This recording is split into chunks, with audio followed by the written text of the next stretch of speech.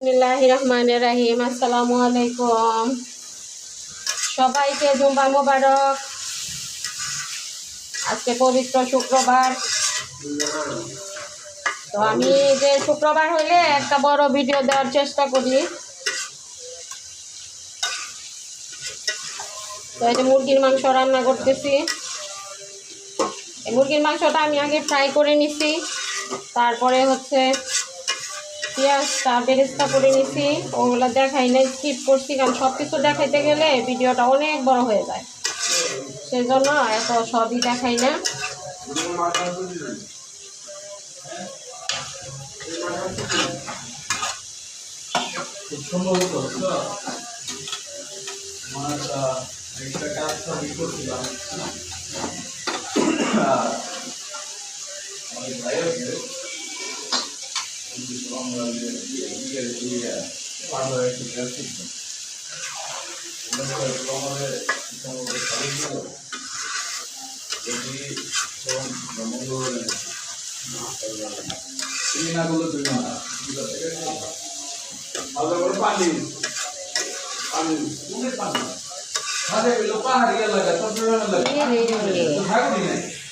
আমি কি ভিডিও করার পর জীবনও আমার রান্নাটা কেমন হচ্ছে জানাবেন, কালারটা কেমন দেখা যাচ্ছে।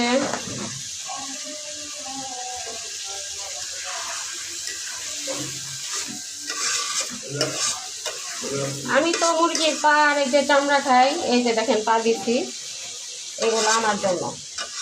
পা, চামড়া, গলা, মাথা, গিলা এগুলো আমার। আমি কখনোই রান থান পিওর মাংস এগুলা খাই না, এগুলা খেতে আমার ভালো লাগে না। ঝোল দিয়ে দিলাম, ঝোলে জল দিয়ে দিলাম। আলুটা সিদ্ধ হইতে হবে, মাংসটা যদিও ফ্রাই করছি তারপরেও তো এটা সিদ্ধ হইতে হবে। ঝোল কমিয়ে ফেলবো, ঝোল এটা চুলার আঁচটা বাড়িয়ে দিলাম।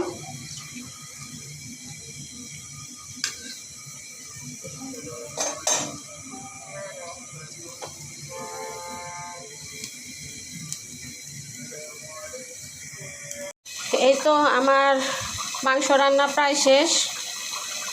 আমার রান্নাগুলি কেমন হয় আপনারা জানাবেন, আমার পাশে থাকবেন, আমাকে বেশি বেশি করে সাপোর্ট করে উৎসাহ দিবেন। আপনারা যদি উৎসাহ দেন, আপনারা যদি ভালো বলেন, তাহলে কিন্তু আমাদের কাজ করতে ভালো লাগে।